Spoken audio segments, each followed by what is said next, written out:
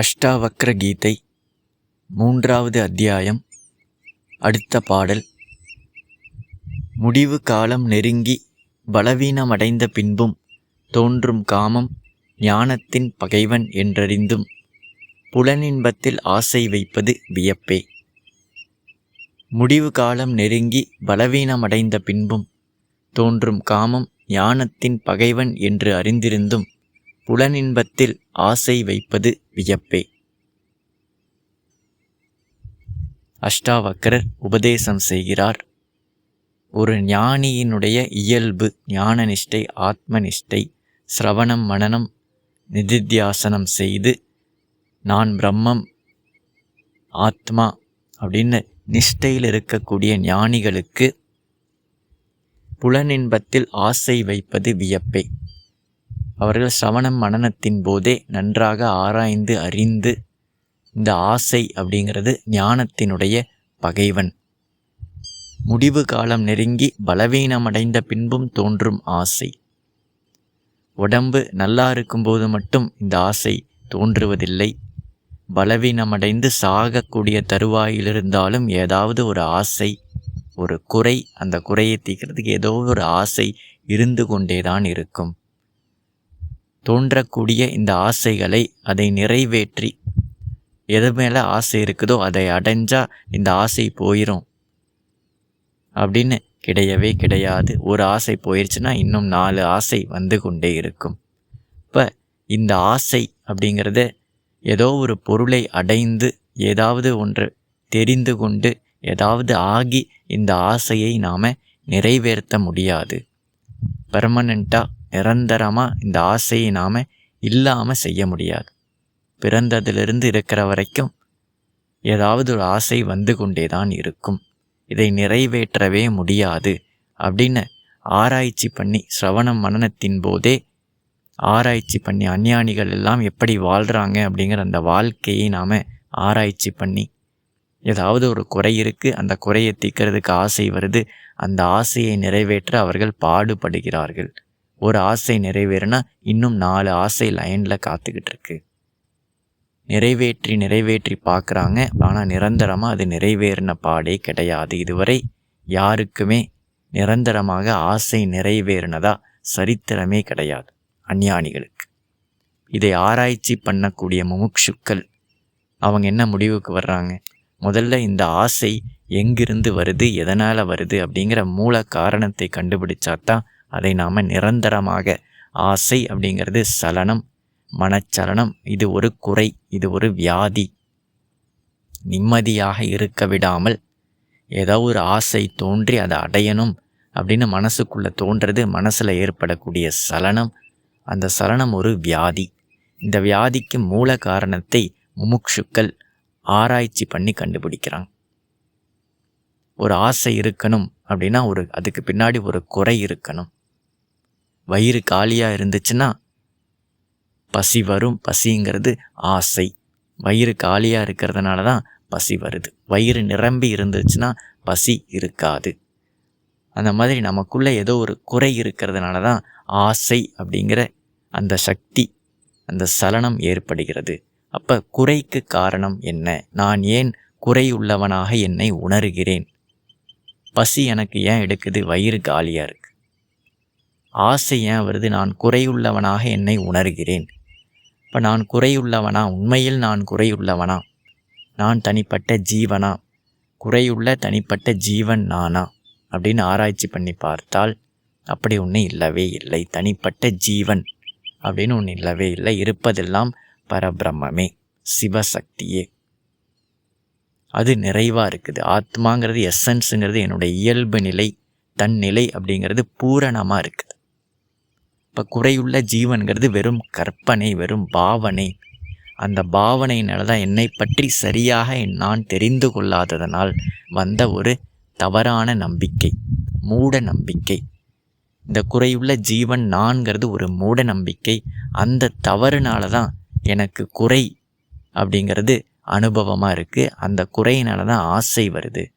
இப்போ இந்த மூல காரணத்தை நான் சரி செய்யாத வரைக்கும், நான் குறையுள்ள தனிப்பட்ட ஜீவன்கிற இந்த மூட நம்பிக்கையை நான் விடாத வரைக்கும் எனக்கு குறை இருந்துக்கிட்டே தான் இருக்கும். இந்த ஜீவன், தனிப்பட்ட ஜீவனுடைய குறையை நிரந்தரமாக நாம் போக்கவே முடியாது. எப்படி நாய் வாழை நாம் ஸ்ட்ரைட்டே ஆக்க முடியாது, அது டிஃபால்ட்டாக அப்படித்தான் இருக்கும். இப்போ ஜீவன் அப்படின்னாலே அது ஆத்மாவுக்கு கான்ட்ராஸ்ட். அது எப்பவுமே குறையுள்ளதாக தான் இருக்கும். ஆத்மா நிறைவானது, பிரம்மம் நிறைவானது. அதுக்கு கான்ட்ராஸ்டான ஜீவ ஆத்மா அது எப்பவுமே குறையுள்ளதாக தான் இருக்கும். ஏதாவது ஒரு குறை அதுக்கு இருந்துக்கிட்டே தான் இருக்கும். நாம ரூபம் அப்படின்னாலே அது எப்பவுமே பெர்ஃபெக்ட் ஆக முடியாது, குறை இருந்துக்கிட்டே தான் இருக்கும். அதை நிறைவு செய்யவே முடியாது. நாம ரூபத்தை நாம் நிரந்தரமாக நிறைவு செய்யவே முடியாது.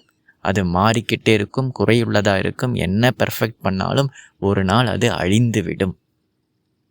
அதனால தான் என்டையர் ஹிஸ்ட்ரியில் ஒரு அஞ்ஞானி கூட நிறைவு அடைந்ததாக, தன்னுடைய குறையை நிவர்த்தி செய்து நிறைவடைந்ததாக சரித்திரமே கிடையாது. ஜீவனாக இருந்து கொண்டு நிறைவை அடைந்ததாக சரித்திரமே கிடையாது. என்னைக்கு நான் ஜீவன் அல்ல, நாமரூபம் அல்ல, என்னுடைய எசன்ஸு பிரம்மம் ஆத்மா, அதுக்கு நாமரூபம் கிடையாது, அது பூரணமானது, நிறைவானது, ஏற்கனவே என்னுடைய எசன்ஸ் நிறைவானதுன்னு ஞானத்தினால தெரிந்தவர்கள் மட்டும்தான் நிரந்தர நிறைவை அடைந்தார்களோ தவிர, அஞ்ஞானியாக இருந்து கொண்டு இந்த ஜீவனினுடைய குறையை ஏதோ காசு பணம் சம்பாரித்து, பேர் புகழை சம்பாரித்து, அறிவை சம்பாரித்து, சொந்த பந்தத்தை சம்பாரித்து இந்த குறையை தீர்க்கலான்னு போனவங்க சக்ஸஸ்ஃபுல்லாக ஆனதா சரித்திரமே கிடையாது. இதை நன்கு ஆராய்ந்து சரியான பாதையை தேர்ந்தெடுத்த முமுட்சுக்கள், இந்த ஆசை அப்படிங்கிறது அஞ்ஞானத்தினுடைய ஒரு வெளிப்பாடு. எப்படி இருமல் சளி அப்படி வந்தது, காய்ச்சல் வந்துச்சு அப்படின்னா நமக்குள்ளே ஏதோ ஒரு வைரஸோ பாக்டீரியாவோ உள்ளே போயிருச்சு. அந்த வைரஸ் பாக்டீரியா நம்ம ரத்தத்தில் கலந்ததுனால வரக்கூடிய வெளிப்பாடுகள் இருமல் சளி காய்ச்சல், இதெல்லாமே சிம்டம். ஆனால் வியாதி வைரஸ் பாக்டீரியா கண்ணுக்கு தெரியாமல் உள்ளே இருக்கு. இந்த ஆசை அப்படிங்கிறது ஒரு சிம்டம். சலனம், மனச்சலனம், ஆசை அப்படிங்கிறது ஒரு சிம்டம். ஆனால் அதற்கு காரணம் என்ன? அஞ்ஞானம். தன்னை பற்றின சரியான அறிவில்லாமல் நான் ஒரு தனிப்பட்ட ஜீவன்னு மூட நம்பிக்கை நம்பிக்கிட்டு இருக்கிறது தான் இந்த ஆசைங்கிற சிம்டம் வர்றதுக்கு காரணம். அப்போ ஒரு ஞானிக்கு, ஒரு ஹெல்த்தியாக இருக்கிறவர், எந்த இன்ஃபெக்ஷனுமே இல்லாமல் ஹெல்த்தியாக இருக்கிறவருக்கு இருமல் சளி காய்ச்சல் வர்றது வியப்பு. அவருக்கு இன்ஃபெக்ஷனே இல்லை, வைரஸும் இல்லை, பாக்டீரியாவும் இல்லை, எதுவுமே இல்லாமல் எப்படி இருமல் சளி காய்ச்சல் வந்துச்சு? அது வியப்பு. ஒரு ஞானி, ஆத்மா நான், பிரம்மம் நான் பூரணமாக இருக்கக்கூடிய ஞானி, தன்னை தவிர வேறொரு பொருள் இல்லை அப்படின்னு பர்சீவ் பண்ணக்கூடிய ஞானிக்கு ஆசை வருவது வியப்பு. குறையே இல்லாத ஒருத்தருக்கு, வயிறு நிறைஞ்சு ஒருத்தருக்கு பசி இருப்பது வியப்பு. ஞானத்தை அடைந்தவர் நிறைவை அடைந்து விட்டார், அவருக்கு ஆசை வருவது வியப்பு. இப்போ இது அஞ்ஞானிகளுக்குத்தான் இந்த சிம்டம் ஆசை இருக்குமோ தவிர ஞானிகளுக்கு இருக்காது அப்படின்னு குருவான அஷ்டாவக்ரர் உபதேசம் செய்கிறார். அடுத்த பாடல். இம்மை மறுமைகளில் விருப்பமற்று நிலையின்மைகளை பற்றி விவேகம் கொண்டும் மோட்சத்தை குறிக்கோளாக உடையவர் மோட்சம் கண்டு பயப்படுவது வியப்பு. இம்மை மறுமைகளில் விருப்பமற்று நிலையின்மைகளை பற்றிய விவேகம் கொண்டும் மோட்சத்தை குறிக்கோளாக உடையவர் மோட்சம் கண்டு பயப்படுவது வியப்பு. அடுத்து முமுட்சுக்களினுடைய இயல்பு எப்படி இருக்கும்? இதற்கு முன்னாடி பாடலில் முமுட்சுக்களுக்கு ஏற்கனவே விவேகம் கொண்டு நன்கு ஆராய்ச்சி பண்ண முமுட்சுக்களுக்கு ஆசை வருவது, உலகப் பொருட்கள் மேலே ஆசை வருவது வியப்பு. அடுத்த பாடலில் ஏற்கனவே விவேகம் கொண்டு இம்மை மறுமைகளில் விருப்பமற்று, எதுலேயுமே எனக்கு விருப்பம் இல்லை, எல்லாம் ஆராய்ச்சி பண்ணி பார்த்தாச்சு, எதை அடைஞ்சாலும் அடைஞ்சு கஷ்டப்பட்டு தான் அதை அடைய வேண்டியது இருக்குது, அடைஞ்சதுக்கப்புறம் வாழ்க்கை ஃபுல்லாக அடைஞ்சதை மெயின்டைன் பண்ண கஷ்டப்பட வேண்டியது இருக்குது, என்ன கஷ்டப்பட்டாலும் என்ன மெயின்டைன் பண்ணாலும் கடைசியாக அது நம்மளை விட்டு போகுது, துக்கத்தை கொடுத்து விட்டு போகுது அப்படின்னு நன்கு ஆராய்ச்சி பண்ணவங்க இம்மை மறுமை, இந்த உலகத்திலையும் எனக்கு எதுவும் வேண்டாம், இதை தவிர வேறு ஏதாவது உலகம் இருந்துச்சுனாலும் அங்கேயும் இதே தான். டிஃபால்ட்டு எல்லா நாமரூபமும் இப்படித்தான் இருக்கும். கஷ்டப்பட்டு அடையணும், கொஞ்ச நாளைக்கு இருக்கும், அதை மெயின்டைன் பண்ணிக்கிட்டே இருக்கணும், அப்புறம் காணாமல் போயிடும். ஏன்னா இது எல்லாமே டைம் அண்ட் ஸ்பேஸ் அப்படிங்கிற ஜெயிலுக்குள்ளே தான் இருக்குது. இந்த பிரபஞ்சமே டைம், நேரம், கால, தேசம், அதனுடைய சிறைக்குள்ளே தான் இருக்குது. குறிப்பிட்ட அளவில் தான் அது இருக்கும், குறிப்பிட்ட நேரத்துக்கு தான் இருக்கும். என்ன மெயின்டைன் பண்ணாலும், என்ன கஷ்டப்பட்டாலும் அந்த நேரத்தை தாண்டிருச்சுன்னா இல்லாமல் போயிடும். அதனால் இம்மை மறுமைகளில் விருப்பமற்று இதை நல்லா பார்த்து ஆராய்ச்சி பண்ணி தெரிந்த முமுட்சுக்கள் எது மேலேயும் ஆசைப்படுவது இல்லை. நிலையின்மைகளை பற்றிய விவேகம் கொண்டு எதுவுமே நிலையில்லாதது, ஆத்மா பிரம்மம் மட்டும்தான் நிலையானது, இதை தவிர இருக்கக்கூடிய எல்லா நாமரூபங்களும் நிலையில்லாதது, அதனால் அது மேலே பற்று வைத்தா கடைசியில் ஏமாற்றம்தான் மிஞ்சும் அப்படின்னு ஆராய்ச்சி பண்ணி மோட்சத்தை குறிக்கோளாக உடையவர் மோட்சம் கண்டு பயப்படுவது வியப்பு. எல்லாத்தையும் ஆராய்ச்சி பண்ணி பார்த்து மேலான விஷயம் எது, நிலையான விஷயம் எது, கால தேச சிறையிலிருந்து வெளியில் இருப்பது, விடுபட்டு இருப்பது எது, நிரந்தரமாக இருப்பது எது, நிறைவை கொடுப்பது எது, நிம்மதியை கொடுப்பது, பூரணத்துவத்தை கொடுப்பது எதுன்னு ஆராய்ச்சி பண்ணி பார்த்ததில் முமுட்சுக்கள் என்ன கண்டுபிடிக்கிறாங்க? அது ஆத்மா மட்டுமே, பிரம்மம் மட்டுமேன்னு சாஸ்திரம் சொல்லுது, ஞானிகள் சொல்கிறாங்க, விடுபட்டவர்கள் சொல்கிறாங்க. இது மட்டும்தான் இருக்குது, வேறு எந்த பொருளும் பிரபஞ்சத்தில் நமக்கு நிலையானது இல்லை, அது நமக்கு நிறைவை கொடுக்காது, சாந்தியை கொடுக்காதுன்னு தெரிஞ்சு மோட்சத்தை தேர்ந்தெடுத்து அதை நோக்கி வாழக்கூடிய முமுட்சுக்கள் மோட்சத்தை கண்டு பயப்படுவது வியப்பு. இப்போ ஆன்மீக பாதையில் நிறையா பேர்த்துக்கு பாதி வழியில் வந்ததுக்கப்புறம் ஒரு பயம் வந்துடும். ஏதோ ஒரு ப்ராசஸ் பயிற்சி செய்யும்போதே பாதியில் நான் இல்லாமல் போயிடுவனோ, இப்படி நான் எல்லாத்து மேலேயும் நான், எனது அகங்காரம் மமகாரத்தை எல்லாம் விட்டு, பற்றையெல்லாம் விட்டு நான் ஒன்றுமில்லாமல் போயிடுவனோ. அகங்காரமாக இருக்கும்போது நான் பெரியாள், நான் அவன் இவன் ஒரு பிடிப்பு இருந்தது இந்த வாழ்க்கையில். இந்த வேதாந்தத்தை கேட்க கேட்க நான் ஒன்றுமில்லாமல் போயிடுவனோ, செத்துருவனோ, இல்லாமல் போயிடுவனோ அப்படின்னு ஒரு பயம். அது பயத்தினுடைய காரணம் என்ன? அகங்காரம் கரைந்து கொண்டு போக போக இந்த நான் அப்படிங்கிற ஜீவாத்ம பாவம், மூட நம்பிக்கை, அது கரைஞ்சிக்கிட்டு போக போக ஒரு சாவு பயம். சாகும்போது ஒன்றுமே இல்லாமல் போயிடுவனோன்னு எப்படி பயம் இருக்குமோ அந்த மாதிரி ஒரு பயம் உள்ளுக்குள்ளே தோன்றும். அது எதனுடைய பயம்?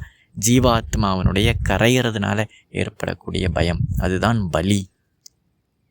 பலி கொடுக்க வேண்டியதாக இருக்குது. இந்த ஜீவாத்மாவை பலி கொடுக்கறதுக்கு, இந்த மூட நம்பிக்கை இல்லாத ஒன்றை பலி கொடுக்கறதுக்கு நாம் தைரியம் இருக்கணும். இந்த ஜீவாத்மாங்கிற பாவனையை விடுறதுக்கு, இவ்வளோ நாளாக எதை நாம் பிடிச்சி வச்சுட்டு இருந்தோமோ அதை நாமளே பலி கொடுக்கறதுக்கு, விடுறதுக்கு தைரியம் இருக்கணும். அப்போ பயப்பட தேவையில்லை. முமுட்சுக்களுக்கு பயம் இருக்கக்கூடாது. இந்த பற்றுக்களை விடுவதற்கு பயம் இருக்கக்கூடாது. ஏன் அப்படின்னா ஏற்கனவே அது இல்லாத ஒன்று. இருக்கிறத எதையுமே விட சொல்லலை சாஸ்திரம். இல்லாத ஒன்றைத்தான் அவர்கள் விட சொல்கிறாங்க. ஜீவாத்மாங்கிறது ஏற்கனவே இல்லாத ஒன்று, அது வெறும் மூட நம்பிக்கை. இருக்கக்கூடிய பிரம்மம் அது எப்பவுமே இருந்துக்கிட்டே இருக்கு. எப்படி இருந்தாலும் காணாமல் போகக்கூடிய, சரி நான் விடமாட்டேன், நான் பற்றி கொண்டே இருப்பேன், நான் அப்படிங்கிற இந்த உடல் மனம் அகங்காரத்தை நான் பற்றி கொண்டே இருப்பேன், எனது அப்படிங்கிற இந்த காடு வீடு சொத்து சொந்த பந்தங்களெல்லாம் நான் பற்றி கொண்டே இருப்பேன்னு பற்றுனாலும் ஒரு நாள் அது நம்மளை விட்டு போக தான் போகுது. இன்னையிலேருந்து 50 வருஷமோ 100 வருஷத்துக்கு அப்புறமோ இன்றைக்கி நாம் எதையெல்லாம் பற்றிக்கிட்டு இருக்கிறோமோ டைட்டாக, அது எல்லாமே நம்மளை விட்டு போக தான் போகுது. எவ்வளவு டைட்டாக நாம் பிடிச்சிருந்தாலும் அது காணாமல் போயிடும். உடம்பு காணாமல் போயிடும், மனசில் இருக்கிறதெல்லாம் அழிஞ்சு போயிடும், அறிவு காணாமல் போயிடும், அகங்காரம் நான்கிற ஜீவாத்ம பாவம் அதுவும் இல்லாமல் போயிடும். வெளியில் இருக்கக்கூடிய காடு வீடு சொத்து பந்தம் எல்லாம் இல்லாமல் போயிடும். எவ்வளவு டைட்டாக பிடிச்சாலும் 50-100 வருஷத்துக்கு அப்புறம் இல்லாமல் போகத்தான் போகுது. இப்போ நாளைக்கு இல்லாமல் போக போகிறதை இன்றைக்கே விட்டுட்டா நான் ஞானி. அப்போ இறந்த பின்னே வரும் அமைதி இன்றைக்கே வந்துடும். எப்படியும் நாம் இறந்ததுக்கப்புறம் நாம் பிடிச்சிட்ருக்கிற எல்லா பற்றும் ஒன்றும் இல்லாமல் தான் போக போகுது. போன ஜென்மத்தில் நாம் என்னென்னவெல்லாம் பிடிச்சிட்டு இருந்தோமோ அதெல்லாம் இல்லாமல் போயிடுச்சு. இந்த ஜென்மத்தில் நாம் எதெல்லாம் பிடிச்சிட்ருக்கோமோ சாகும்போது இல்லாமல் போகத்தான் போகுது. எப்படி தினசரி ஆழ்நிலை தூக்கத்தில் நாம் போகும்போது இன்றைக்கி காலையிலிருந்து நாம் எண்ணத்தை எல்லாம் பிடிச்சி வச்சுட்டு இருந்தோமோ ஆழ்நிலை தூக்கத்தில் நாம் போகும்போது எதுவுமே இல்லாமல் தான் இருக்கிறோம். ஆத்மாவாக நாம் இருக்கும்போது எதையுமே பிடிக்காமல் தான் இருக்கிறோம். தினசரி நாம் அதை அனுபவிச்சுட்டு தான் இருக்கோம். இப்போ எப்படி இருந்தாலும் இல்லாமல் போகக்கூடிய விஷயத்தை கான்ஷியஸாக நாமளே விட்டுட்டோம். அதுவாகவே இல்லாமல் போகுது. நாம் எவ்வளோ பிடிச்சாலும் இல்லாமல் போகுது. அதுவாகவே இல்லாமல் போகக்கூடிய விஷயத்தை நாமளாகவே கான்ஷியஸாக பை சாய்ஸ் வாலண்டியராக விட்டுட்டோம் அப்படின்னா இன்றைக்கே செத்ததுக்கப்புறம் ஆழ்நிலை தூக்கத்தில் எப்படி நாம் நிம்மதியாக இருக்கிறோமோ செத்ததுக்கப்புறம் எப்படி நாம் நிம்மதி சாந்தி அடைந்து விட்டார் அப்படின்னு நாம் சொல்கிறோம். எல்லாத்தையும் விட்டுட்டார், எல்லாம் அவரை விட்டு போயிடுச்சு. உடம்பும் போயிடுச்சு, மனசும் போயிடுச்சு, அகங்காரம் போயிடுச்சு, சொந்த பந்தம் எல்லாம் போயிடுச்சு. இப்போ யமன் அப்படிங்கிறவர் க்ளீன் பண்ணி தொடச்சி நீக்கிட்டார். அதுக்கப்புறம் அவர் என்னத்தை அடைஞ்சார்? சாந்தி அடைஞ்சிட்டார். எல்லாத்தையும் தூக்கி கழுவி பற்றுக்களை எல்லாம் சுத்தமாக தொடச்சி நீக்கிட்டார் யமன். சாவு அப்படிங்கிறது ஒரு க்ளீனிங் ப்ராசஸ். எதையெல்லாம் நம்ம பற்றிக்கிட்டு இருக்கிறோமோ சுத்தமாக எல்லாத்தையும் தொடச்சி நீக்கி திரும்பவும் நம்மளை எம்டி ஆக்கிடுது. இந்த சாவு அதுவாகவே வர வரைக்கும் நாம் காத்துக்கிட்டு அதுக்கப்புறம் நான் சுடுகாட்டில் போய் சாந்தி அடைகிறேன் அப்படின்னு வெயிட் பண்ணிக்கிட்டு இருக்கிறவங்க அஞ்ஞானிகள். நான் கொஞ்ச நாள் 50 வருஷம் வெயிட் பண்ணுறேன், சாவு என்னுடைய பற்றுக்கள் எல்லாம் விலக்கி என்னை சுடுகாட்டுக்கு கொண்டு போகும், அப்போ நான் சாந்தி அடைந்து விடுகிறேன் அப்படின்னு நினைக்கிறவர் அஞ்ஞானி. எப்படி இருந்தாலும் விட்டு போகக்கூடிய விஷயங்களை நானே என்னுடைய பற்றுக்களை விலக்கி இங்கேயே ஜீவனாக இருக்கும் பொழுதே நிம்மதியை அடைகிறேன் அப்படின்னு பற்றுக்களை விட்டு நிம்மதியை அடைபவர் முமுக்ஷு, விவேகி. அவர் ஞானனிஷ்டர், ஆத்மனிஷ்டர். அப்போ நிம்மதியை அடைவதற்கு, முக்தியை அடைவதற்கு, விடுதலை அடைவதற்கு நாம் விட்டு கொடுக்க வேண்டிய, பலி கொடுக்க வேண்டிய ஒன்றே ஒன்று நம்மளுடைய மூட நம்பிக்கை. நான் தனிப்பட்ட ஜீவன் அப்படிங்கிற மூட நம்பிக்கை, உலகம் உண்மை, இங்கே தனித்தனியாக என்னென்னமோ இருக்குது அப்படிங்கிற இந்த வெறும் மூட நம்பிக்கையை மட்டும்தான் நம்ம உள்ளுக்குள்ளே இருந்து விடணுமோ தவிர வெளியில் எதையும் விடுறதுக்கு ஒன்றும் கிடையாது. இருக்கிறதெல்லாம் ஆத்மா தான். நம்ம வீடும் சொந்த பந்தமும் மனைவி மக்கள் உடம்பு மனசு அகங்காரம்னு சொல்கிறது எல்லாமே ஆத்மா பிரம்மம் தான். அதனால் அதை ஃபிசிக்கலாக யாரும் இங்கே விட சொல்லலை. விட வேண்டியது நம்மளுடைய பாவனை பர்செப்ஷனில் இருந்து தான் நாம் அதை விடணும். எதை உலகமாக பார்க்குறோமோ அதையே நாம் பிரம்மமாக பார்க்கணும். எதை உடம்பு மனசு அகங்காரமாக நாம் பார்க்குறோமோ அதையே ஆத்மாவாக பார்க்கணும். இதுதான் பற்றுக்களை விடுதல், இந்த மூட நம்பிக்கையை விடுதல். உலகம் உண்மை, ஜீவன் உண்மைன்னு நினைக்கக்கூடிய இந்த பற்று, இந்த அஞ்ஞானம், இந்த மூட நம்பிக்கை, இதை விட்டாதான் ஞானம் பிரகாசிக்கும். இதை விடுறதுக்கு நாம் பயப்படக்கூடாது. ஏன்னா நாம் விடுறது ஒன்றும் இருக்கக்கூடிய ஒன்றல்ல, தெரியக்கூடிய ஒன்று. சும்மா தெரியுது. காணல் நீரை விட்டுருங்க. அது ஏற்கனவே இல்லாத ஒன்று சும்மா தெரிஞ்சுக்கிட்டு இருக்கு. இவ்வளோ நாளாக அங்கே தண்ணி இருக்குன்னு நான் நம்பிக்கிட்டு இருந்தேன். இந்த நம்பிக்கையை மட்டும் நான் விட்டுட்டேன். காணல் நீரை விட்டவர் இவருங்க, இவர் பெரிய தியாகி, பற்று அறுத்தவர். காணல் நீரே இல்லாத ஒன்றுங்க, அதை என்னங்க இவர் தியாகம் பண்ணார், இவர் பெரிய தியாகி அப்படின்னு சொல்கிறாங்க. இப்போ ஞானிகள் தியாகம் பண்ணிட்டாங்க, பற்றுக்களை அறுத்துட்டாங்க. என்ன பற்று அறுத்தாங்க, என்னத்தை தியாகம் பண்ணாங்க? சும்மா தெரியக்கூடிய உலகம், உண்மையில் இல்லாத உலகம், சும்மா தெரியக்கூடிய ஜீவன், உண்மையில் இல்லாத ஜீவன், இதை விட்டவர் ஒரு பெரிய தியாகி, பற்று அறுத்தவர். இல்லாத ஒன்றை விட்டுட்டார். காணல் நீர் மேலே இருக்கக்கூடிய பற்றை விட்டுட்டாருங்க. ஏற்கனவே அது இல்லாத ஒன்று, அது இல்லை அப்படின்னு தெரிஞ்சுக்கிட்டாரு. உடனே இவர் ஒரு தியாகி அப்படின்னு நாம் சொல்லிடுறோம். பற்று அறுத்தவர், எல்லாத்தையும் விட்டுட்டார். இவ்வளவு தான் நாம் விட வேண்டியது இருக்குது. இல்லாத ஒன்று, இருக்கிறதெல்லாம் பிரம்மம், அதை நாம் உலகம்னு நாம் பார்த்துக்கிட்டு இருக்கோம். அந்த பார்க்குறத விட்டுறணும், நம்புறதை விட்டுறணும். ஏற்கனவே இல்லாத ஜீவன், அது இருக்குதுன்னு நாம் நம்பிக்கிட்டு இருக்கிறோம். சும்மா தெரியுது, அது இருக்குதுன்னு நம்பிக்கிட்டு இருக்கிறோம். இருக்கிறது ஆத்மா தான். அந்த நம்பிக்கையை நாம் விடுறோம். இருக்கிறத விட சொல்லலை, சும்மா தெரியுது இல்லாத ஒன்று, அதை நாம் நம்பிக்கிட்டு கஷ்டப்பட்டுட்டு இருக்கோம். கயிறு தான் இருக்குது, ஆனால் பாம்பு இருக்கிற மாதிரி நமக்கு தெரியுது, அதனால நாம் கஷ்டப்பட்டுட்ருக்குறோம். இந்த பாம்பு இருக்குதுன்னு நான் பெர்சீவ் பண்ணுறேனே அதை விட்டுறணும். தெளிவில்லாமல் பார்த்துக்கிட்டு இருக்கிறேனே அதை விட்டுறணும். அப்போ தியாகம் செய்வது, பலி கொடுப்பது, சரண்டர் பண்ணுறது எல்லாமே இருக்கிற ஒரு விஷயத்தை இங்கே தியாகம் பண்ண சொல்லவே இல்லை. இல்லாத ஒரு விஷயத்தை இருக்கிற மாதிரி நாம் நம்பிக்கிட்டு இருக்கிறோம். அதை மட்டும் விட்டால் போதும். இதுவே நமக்கு ஒரு கஷ்டமா? இப்போ முமுட்சுக்கள் பயப்பட தேவையில்லை. நாம் இருக்கிறத எதையும் விடலை. இருக்கிறது அப்படியே தான் இருக்குது. இல்லாத இருக்கக்கூடிய நம்பிக்கையினால் தெரியக்கூடியதை மட்டும்தான் நாம் விடுறோம். அதனால் முமுட்சுக்கள் பயப்பட தேவையில்லை. உண்மையில் நாம் எதையுமே இழக்கவில்லை. பேரானந்தத்தை அடைகிறோம், பேர் இருப்பை அடைகிறோம், பேர் அறிவாக இருக்கிறோம். சிற்றின்பத்தை விட்டு தியாகம் செய்து பேரின்பத்தை நாம் அடைகிறோம். சிற்று இருப்பை தியாகம் செய்து பேர் இருப்பாக இருக்கிறோம். சிற்றறிவை தியாகம் செய்து பேரறிவாக நாம் இருக்கிறோம். எதையுமே நாம் விடலை. மேலான விஷயம்தான், மேலான இடத்தில்தான், மேலான இருப்பாகத்தான் நாம் இருக்கிறோம். அதனால் பயப்பட தேவையில்லை. ஆன்மீக பாதையில் வந்தவங்க இதை தியாகம் செய்வதற்கு, அஞ்ஞானத்தை தியாகம் செய்கிறதுக்கு, அகங்காரத்தை தியாகம் செய்கிறதுக்கு, பற்றுக்களை விடுவதற்கு, பயப்படுவதற்கு காரணமே இல்லை அப்படின்னு குருவானவர் உபதேசம் செய்கிறார். அடுத்த பாடல். உபசரிக்கப்பட்டாலும் துன்புறுத்தப்பட்டாலும் பெருந்தகையோ ஆத்மாவை மட்டுமே காண்பவனாய் மகிழ்ச்சியில் பொங்குவதும் இல்லை, துன்பத்தில் துவள்வதும் இல்லை. உபசரிக்கப்பட்டாலும் துன்புறுத்தப்பட்டாலும் பெருந்தகையோ ஆத்மாவை மட்டுமே காண்பவனாய் மகிழ்ச்சியில் பொங்குவதும் இல்லை, துன்பத்தில் துவள்வதும் இல்லை. இந்த பாடலில் ஒரு ஞானி எப்படி இருப்பார்? மிஞ்சி இருக்கக்கூடிய இந்த பிராரப்தத்தை அனுபவிக்கும்போது, பிராரப்த வாழ்க்கையில் ஞான நிஷ்டை, நான் ஆத்மா எல்லா பிரம்மம்னு இருந்து கொண்டு உடல் தாங்கி வாழக்கூடிய ஒரு ஞானி, பிராரப்தத்துப்படி சில பேர் அவங்கள பாராட்டுவாங்க.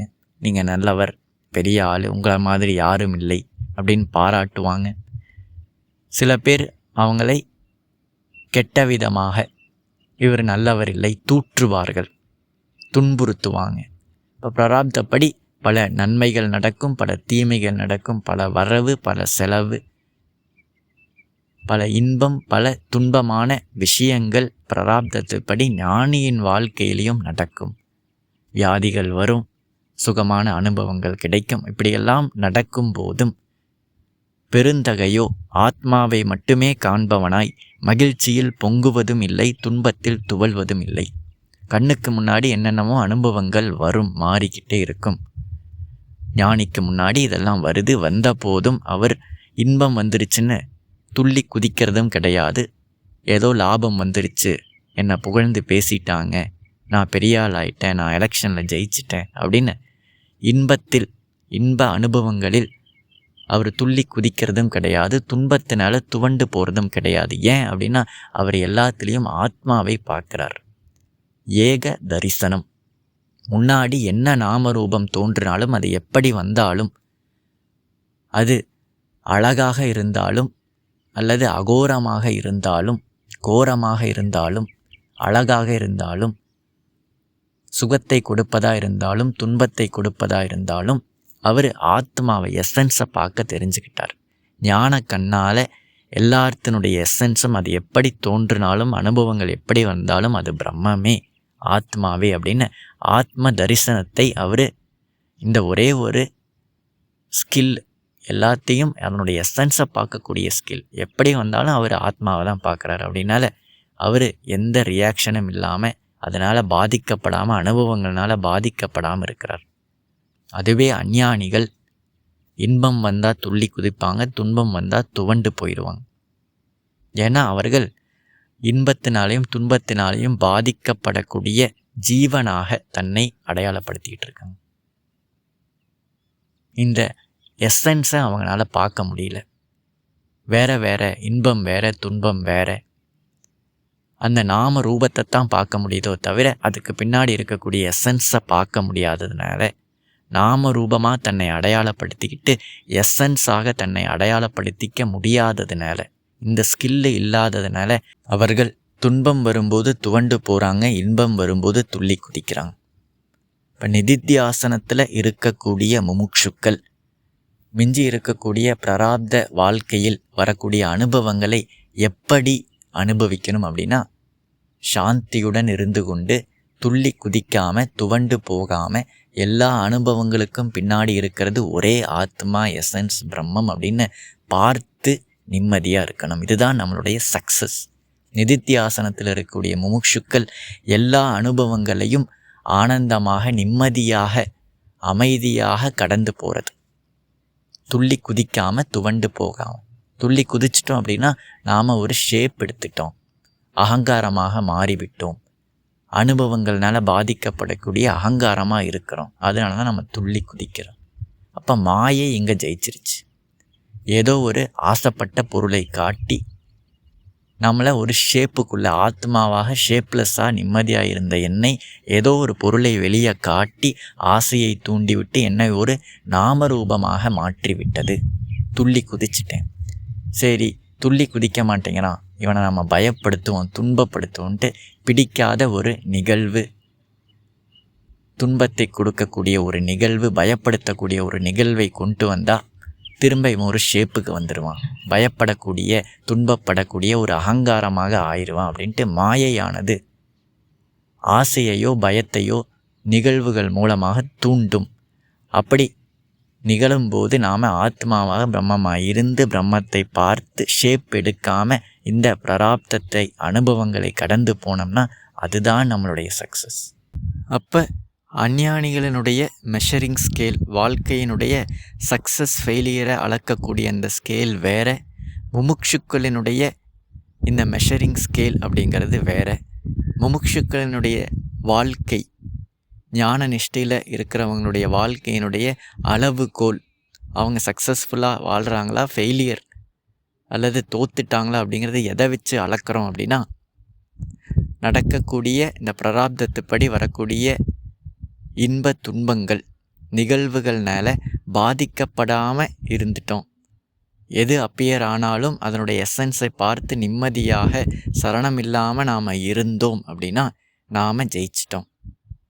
சரணப்பட்டு விட்டோம், துள்ளி குதிச்சிட்டோம் அல்லது துவண்டு போயிட்டோம், எப்படி ஆனாலும் நாம் தோத்துட்டோம். முமுட்சுக்களுடைய மெஷரிங் ஸ்கேல் உண்மையை பார்க்கக்கூடியது. சரணமில்லாமல் அசங்காமல் இருக்கிறது, எந்த அனுபவத்தினாலையும் அசங்காமல் இருப்பது தான் அவங்களுடைய சக்ஸஸ் ரேட். அஞ்ஞானிகளினுடைய மெஷரிங் ஸ்கேல் வேறு. அது அவங்க எவ்வளவு லாபம் சம்பாதிச்சாங்க, எத்தனை இன்பத்தை அனுபவித்தார்கள் அப்படிங்கிறது, இந்த நாம ரூபத்தை அட்டைன் பண்ணுறதை வச்சு அவங்க இந்த சக்ஸஸ்ஃபுல்லான லைஃப்பை மெஷர் பண்ணுறாங்க. எவ்வளோ பெரிய ஆளானார், எவ்வளோ பேங்க் அக்கௌண்ட் இருந்துச்சு, எத்தனை சொந்த பந்தங்களை சம்பாதிச்சார், பேரு புகழை சம்பாதிச்சார், எவ்வளோ பெரிய ஆளானாருன்னு அவங்க ஒரு மெஷரிங் ஸ்கேல் வச்சுருக்காங்க அஞ்ஞானிகள். ஞான நிஷ்டர்கள், முமுட்சுக்களினுடைய மெஷரிங் ஸ்கேல் என்னது? அவர்களுடைய சக்ஸஸ்ஃபுல்லான வாழ்க்கை அப்படின்னா எப்படி நாம் சொல்கிறது அப்படின்னா, அசங்காமல் இருந்தாங்க, நிம்மதியில் நிலை குலையாமல் உண்மையில் நிலைத்து இருந்தவர்கள் அவங்க சக்சீட் ஆகிட்டாங்க. அவங்க காசு பணம் சம்பாதிக்காமல் போயிருக்கலாம், பேரு புகழை சம்பாதிக்காமல் போயிருக்கலாம், பெரிய ஆள் ஆகாமல் போயிருக்கலாம். ஆனாலும் அவர்களுடைய லைஃப் சக்ஸஸ். ஏன்னா அவர்களுடைய வாழ்க்கையை அளக்கக்கூடிய அளவுகோலே வேறு. அசங்காமல் இருக்கிறது, நிம்மதியாக இருக்கிறது தான் அவர்களை பொறுத்த வரைக்கும் சக்ஸஸ்ஃபுல் லைஃப், முமுட்சுக்களை பொறுத்த வரைக்கும். அப்போ நம்மளுடைய வாழ்க்கையை நாம் சரியான அளவுகோலை வச்சு அளக்கணும். எப்படி ஒரு தண்ணியை ஸ்கேலை வச்சு எத்தனை மீட்ரு, எவ்வளோ கிலோமீட்டர்னு தண்ணியை ஸ்கேலை வச்சு அளக்க முடியாது. அது லிட்ரு, எவ்வளோ லிட்டர்னு அந்த லிட்டர் கணக்கில் அளக்கணும். அப்புறம் ஒவ்வொரு விஷயத்தையும் கரெக்டான மெஷரிங் ஸ்கேல் தேவை. இப்போ முமுட்சுக்களுக்கு தனியான ஒரு மெஷரிங் ஸ்கேல், அஞ்ஞானிகளுக்கு தனியான மெஷரிங் ஸ்கேல். அஞ்ஞானிகளினுடைய ஸ்கேலை வச்சு முமுட்சுக்களினுடைய வாழ்க்கையை அளந்து இவர் ஒரு ஃபெயிலியர் அப்படின்னு நாம் சொல்ல முடியாது. மெஷரிங் ஸ்கேலே வேறு. இப்போ இந்த 3 பாடல்களிலும் ஞானியினுடைய இயல்பு, ஞானிக்கு ஆசை விடுவதற்கு வாய்ப்பே கிடையாது, ஞானி பயப்படுவதற்கு காரணமே கிடையாது, ஞானி இன்ப துன்பங்கள்னால பாதிக்கப்படாமல் நிம்மதியாக இருப்பவர் அப்படின்னு ஒரு ஞான நிஷ்டரினுடைய, ஆத்மாவை அறிந்தவர்கள், பிரம்மத்தை அறிந்தவர்களுடைய இயல்புகளை குருவானவர் உபதேசம் செய்கிறார். அப்படின்னா என்ன அர்த்தம்? அந்த மாதிரி நாம் இருக்கணும். இதுதான் ஞானியினுடைய இயல்பு. அது நம்மளுடைய இயல்பாக இருக்குதா நம்ம மேட்ச் பண்ணி பார்த்து அதன்படி நாம் வாழணும், நிதித்தியாசனத்தில் இருக்கணும் அப்படின்னு உபதேசம் செய்கிறார். மேலும் பாடல்களை நாம் அடுத்த பதிவில் பார்ப்போம். நன்றி.